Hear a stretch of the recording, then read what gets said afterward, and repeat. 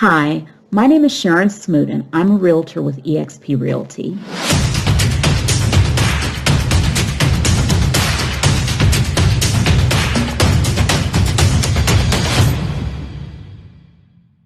So today I am going to be answering the question, can I renegotiate the contract once it's been ratified?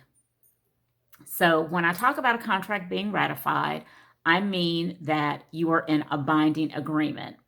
And I have recently had a conversation, two different conversations with one of my colleagues where the first one was an actual client of his, went under contract, and no sooner had he gone under contract than he starts having buyer's remorse and wanting to renegotiate. And then most recently, my colleague got a referral opportunity, and he didn't have a whole lot of details, but what he understood from the referring entity, I'll say, is that this buyer was already under contract on a property and discovered that there was a septic tank and wanted to renegotiate. And according to the information that he received, they were unhappy with their agent because the agent refused to try to renegotiate on their behalf. And so we had, just an interesting conversation about, and let me add this. And because they said that their agent was unwilling to renegotiate, they wanted another agent. Now, they're already under contract on the house. They still want the house. They just want another agent to represent them. And that is a video for another day. But I want to talk to you today about renegotiating after you've gone under contract and why there are very limited instances where you will be able to renegotiate the terms of the contract once you're in a binding agreement, once the contract has been ratified. So the first is your due diligence period.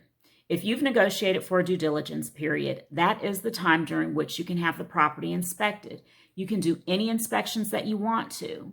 And if any of those inspections reveal an issue with the home, then you have an opportunity to renegotiate with the seller. You can ask them to make repairs and negotiate which repairs they're going to make.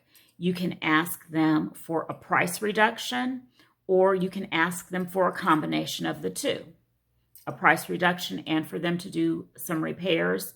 You can also ask for a repair credit at closing, but that's something that you'd need to clear with your lender because some lenders will not allow that. So that's one opportunity to renegotiate. Another opportunity to renegotiate is if the appraisal comes in low.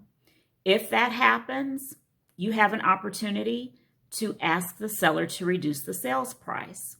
And if the seller agrees, fine. If the seller does not agree, then you can terminate the contract and get your earnest money back as long as the appraisal contingency period has not expired. Now, those are really the only instances where you can renegotiate.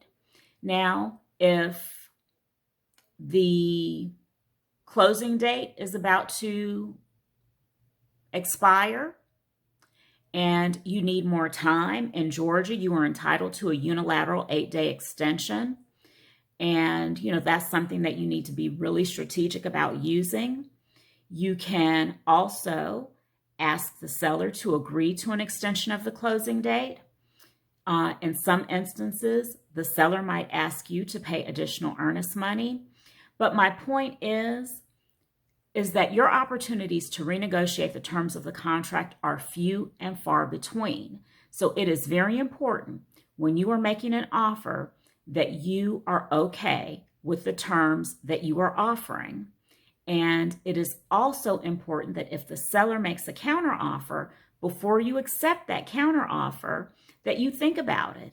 And if you're not happy with the terms of the counteroffer, you can make a counteroffer yourself. And you can counter and counter the counter and go back and forth until you reach an agreement. But at some point, somebody's going to get frustrated and say, you know what, it's not worth it. And right now we're in an extreme seller's market. And as a buyer, you don't have a whole lot of negotiating power. But once you are under contract, if you start having second thoughts, your biggest option, probably I'll say your most powerful option, is to just terminate the contract during your due diligence period. That way you'll get your earnest money back and you can move on to the next home. But don't expect that once you go under contract that, you decide, I don't want to let the seller live in the house for, 45 days after closing like I originally agreed to and that he asked for and I agreed to. I don't think that I want to do that anymore. Can we ask him to, move out as soon as we close? No, you cannot. You have no grounds to ask for that.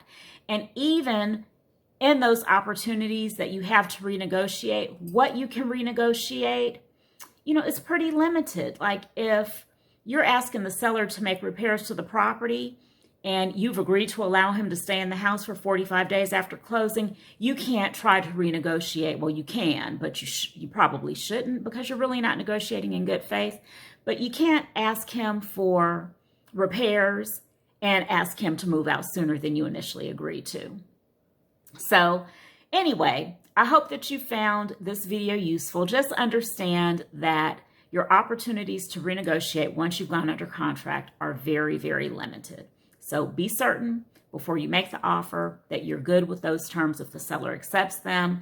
And if the seller counters, before you accept that counter, be sure that you are okay with the terms in that counter offer. So that's it for today. If you have any questions about buying or selling real estate in the Metro Atlanta area, give me a call at 678-446-5925.